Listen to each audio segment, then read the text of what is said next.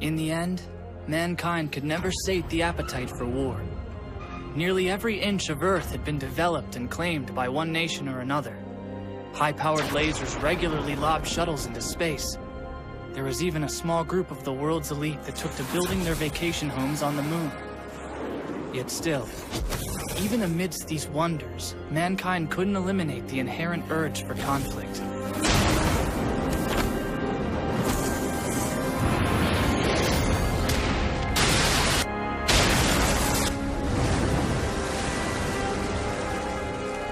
Yep. Although, there was one change.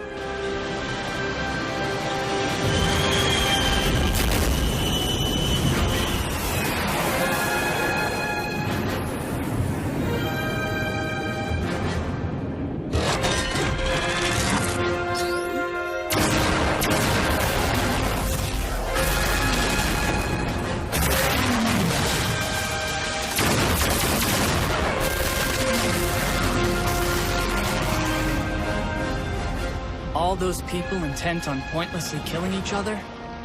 Well, they perfected it.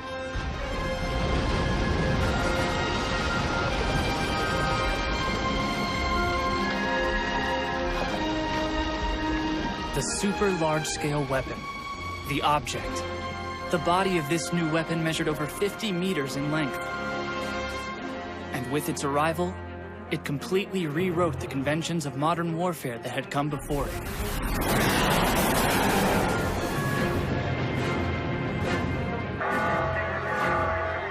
This enormous weapon, first introduced by a certain island nation. It took a barrage of fire from the allied forces of 14 nations and kept going. Not only that, but it fought them off too. Its shell was modeled after an onion with layers upon layers of armor forged by patiently mixing in a powder of high-performance anti-fire reactant. The armor plates were then laminated with conductor and insulator materials, enabling them with a printed transmission system that could transfer power throughout the object. Power from the reactor at its core to the external armament, all without laying a single line of cable. The innovation and cutting-edge technology were boundless. Traditional craftsmanship combined with precision machining were all poured into creating this ungodly machine. It was the twisted apex of the intelligence of man.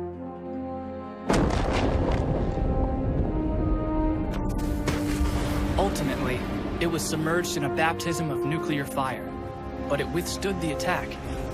With half its body melting like ice cream, it proceeded to wipe out the Allied fleet with its remaining armaments. To this day, that awesome spectacle can be found in our history books. Naturally, in the wake of such obvious success, objects have become synonymous with war. After the breakdown of the United Nations in the first half of the 21st century, a large number of countries and sovereign republics collapsed or underwent a drastic reformation. As a result of this breakdown, the world became divided into 4 separate coalitions. But the division of territories was about as jumbled up as a shattered stained glass window, which resulted in different powers sharing borders across the globe. This inevitably led to a constant rash of small-scale border skirmishes and local wars. You could say that the objects were a natural byproduct of this world. Necessity gave birth to her most warped invention. Which brings us to now.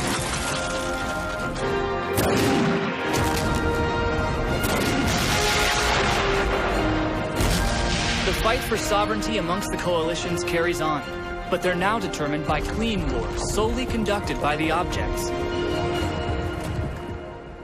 So then, what about everybody else?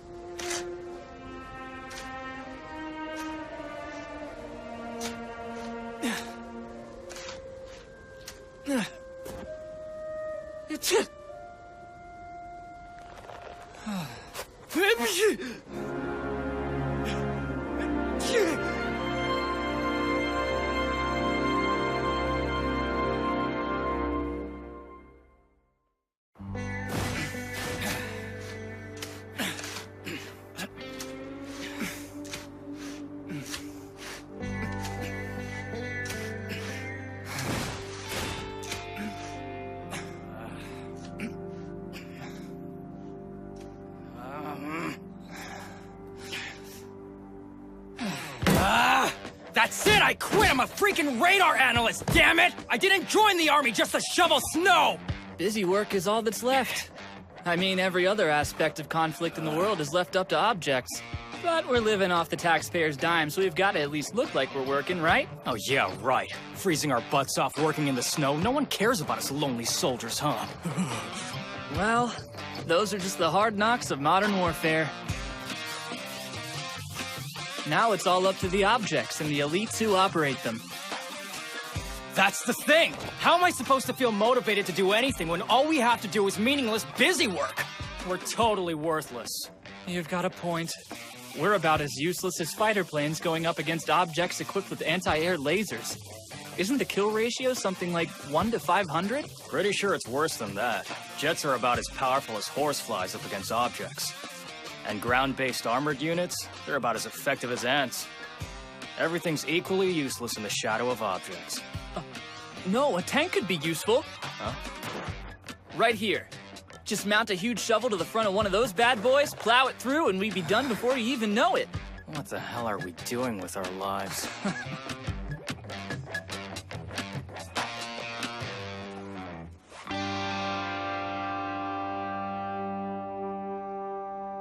Look at it this way. Thanks to the objects, at least we don't have to see combat. Probably not something a soldier should say, but that is a good thing. There's nothing cool about getting your head blown off in battle. Oh, hey. You're nobility, aren't you, Havia? Yeah, born with blue blood. All that means is I have to prove myself even more. Otherwise, I won't have the stature to inherit the estate. Oh, thank you. And that's why I'm here. Racking up achievements. So how heavy's that cross you've got to bear? You came out to this frozen wasteland just to study abroad? Well, I'm just a commoner by birth. Only chance I have to make it is to learn a trade. So the idea is to become a licensed designer focused on objects? Hey, Right. You can't beat on-the-job training. I'm well on my way to becoming a millionaire. Maybe so. But that doesn't make this awful army food taste any better. What, were you expecting a tax-subsidized 4-course gourmet meal? But you're right, it's terrible. I'd so much rather catch one of those deer out there and grill it up than eat this crap. Now that's some brilliant commoner thinking. You really are a genius, you know?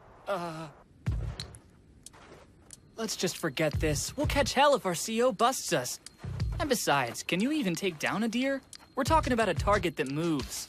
No problem. That's why I loaded up on plenty of smart bullets. As long as I aim in the general direction, the bullets will do all of the work and we'll have us a tasty 4-legged buffet. Good grief, those are some expensive rounds.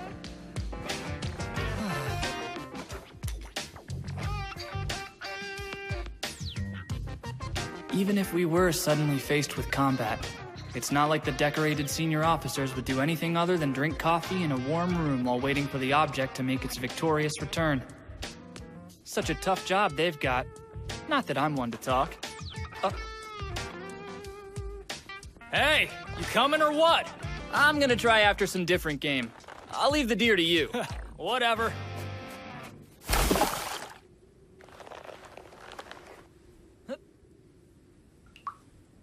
Now this is the golden age of objects. Talk about a waste of taxpayer money.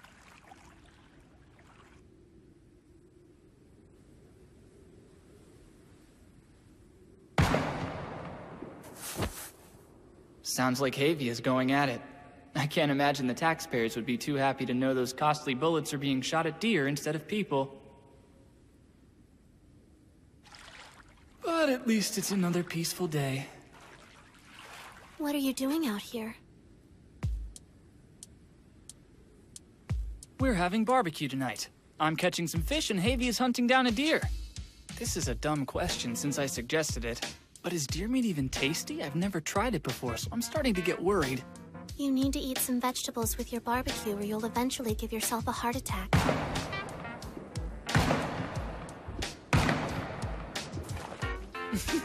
And where are you off to today, Princess? The object's in for routine maintenance. I had a little time to kill, so I went for a walk. But then I heard gunshots and started to get curious. Oh crap, you can hear the shots from inside the base? We're gonna get chewed out for sure! I don't understand why you would do something when you know it's going to get you scolded. Remind me, you came here to study objects, didn't you? I did. What made you choose this space? I'm just trying to make sense of your logic. You know what kind of object I operate. Well, of course, it's a first-gen multi-role comprehensive object. In other words, it can be operated in any region across the world and under any weather conditions. It's the most standard super large-scale weapon operating today. Yeah, exactly, it's standard. Which is just another way of saying outdated. That's the thing with second-gen objects. They just aren't designed to operate universally. They're specialized for certain places and objectives. Which means they can easily outperform generalized objects. Stupid deer!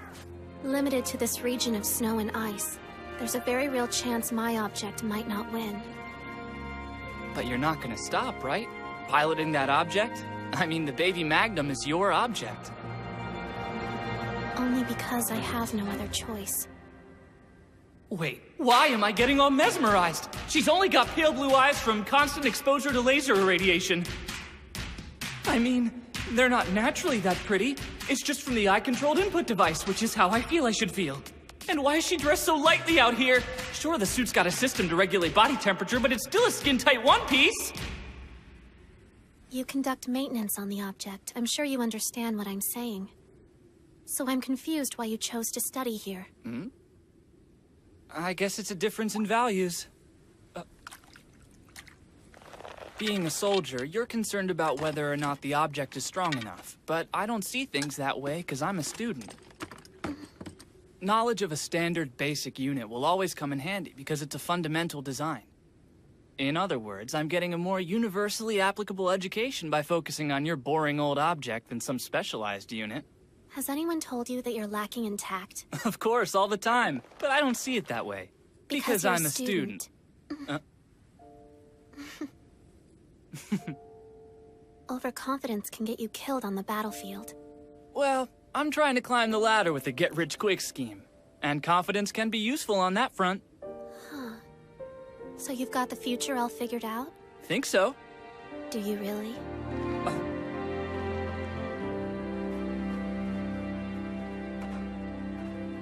What was that about?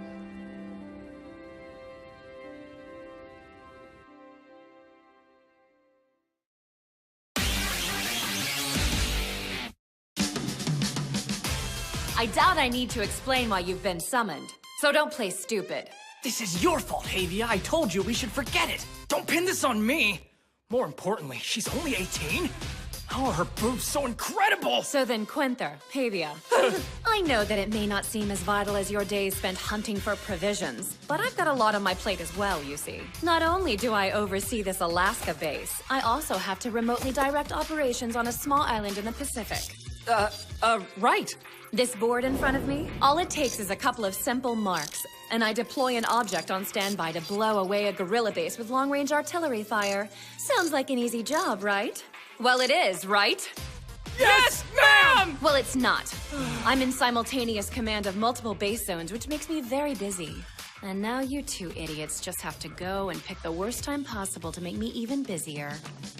Can you even imagine how I feel about the two of you right now? Yes, ma'am! But it's making me really uncomfortable! I'm guessing that you're extremely aggravated with us, Miss Ferlacia? Oh, good guess. I'm so blessed to have such keen subordinates, isn't that right? Not if you agree, you morons! So then, let's talk about the fruits of your labor. You're not the only one sick of eating the giant edible erasers that pass for rations, you know. Nicely done. We're eating barbecue tonight. I'll let you off with a 12-mile run for your punishment. Oh, and Quinther. What? Why do I get more? Do I need to remind you that you're a student abroad on deployment? I've got no choice but to hustle you over to the hangar for your studies. Otherwise, I'm the one who's gonna get yelled at by the old bat in charge of maintenance. I didn't even realize I skipped out on it. Havia, you can take care of the snow shoveling. Make sure the runway is clear for use by sundown. Oh, wow! Snow shoveling and a 12-mile run? Aren't I lucky? Yeah, now you better get to it!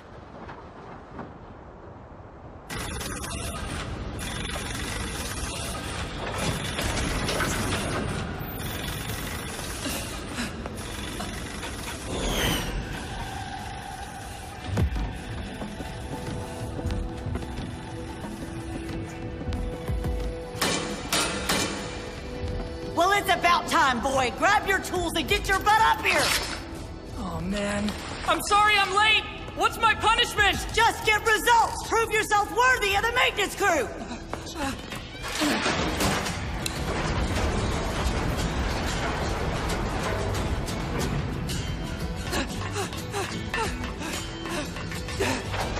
I swear, I wouldn't even be using a lazy work-dodging boy like you if we weren't so damn busy and short-handed. So act grateful. You showed up. Get tired of hunting?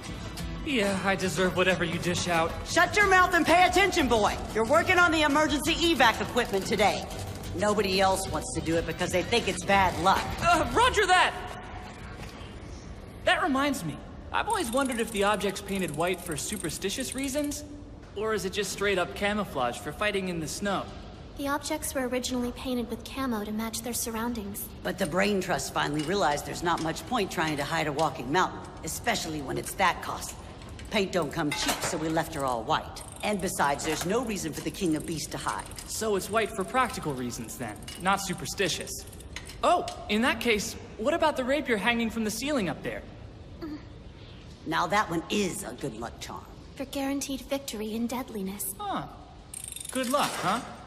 When you're out on the battlefield, you... I can't breathe!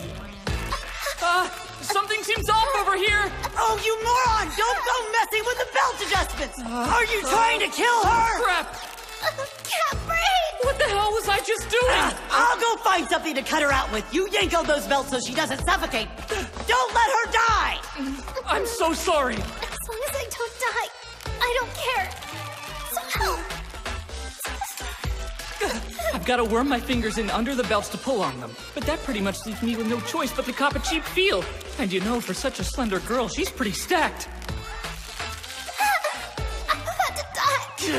Quit thinking about boobs, dude! Her life is on the line! This is all your fault! Now pull your crap together and redeem yourself! But still, geez, look at those boobs! No, shut up, you creep! This is not the time! She's dying right in front of you! Do not let the princess die! Take this seriously and save her boobs!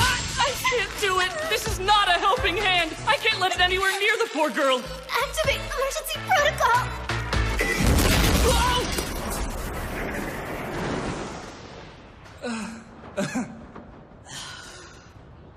That boy's worthless.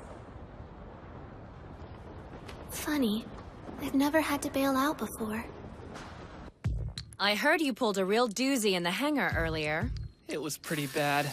Did I rack up even more punishment? Looks like the old bat already got to you, so you're all right. I've been dreaming about this meat and it's stinging the cuts in my mouth. I'd be happy to eat it for you if you can't handle it. No! After all the crazy crap I went through for this meat, I will enjoy it. Fair enough. You did good work with this, Tavia. The folks over in the Aviation Corps should be proud to have you with them. And really, it was nothing. But of course, practically speaking, we don't need anyone from the Aviation Corps. Yeah, I figured, but thank you so much for reminding me of that fact! Damn it, I'm eating! I'm regaining every single damn calorie I lost shoveling snow! By the way, Quinther, is it true that you spoke with the princess outside the base zone? Yeah, I was worried that might be a Damn, problem. that's good. She and I talk in the hangar sometimes, so I didn't think anything of it. Sorry. Don't worry, it's fine. The amount of stress she's under, she could use someone to talk to. My object might not win. Hey, Miss Fralacia, have you ever lost a battle? Yeah, of course I have. So what do you do if your object gets beat to hell and smashed up? What do you do? Raise the white flag and move on. Huh? The idea of an all-out fight-to-the-death war is a thing of the past. If one of the objects breaks down, the battle is decided right then and there, and the victor's not gonna bother to chase after helpless infantrymen. I mean, there's no formal treaty stating anything to that effect. But if you promptly withdraw your troops and surrender the territory, it's more or less a given that you'll at least get to live. Lovely, huh? But that's the beauty of the safe and clean wars the objects provide us with. So we sit around as our guns get rusty and my face breaks out from eating greasy food. Huh.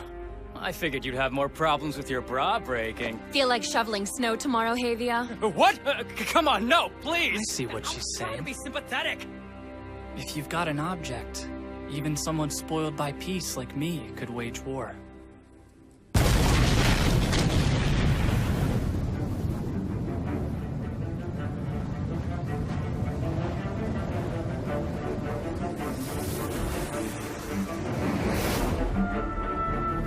Right. But you have to have an object first. So then, what about everybody else?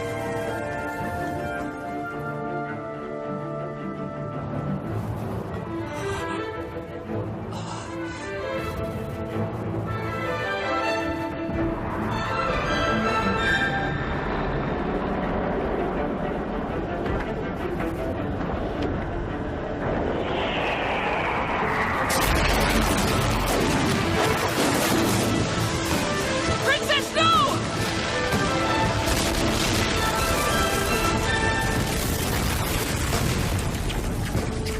Nobody imagines they'll find themselves in this situation. I know I never did, but here I am. It's just not the kind of thing that should happen to a person.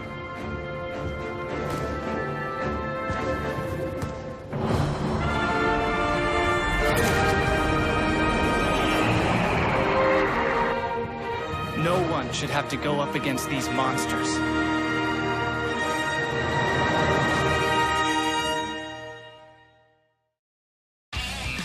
Rank and file soldiers who tie down Gulliver.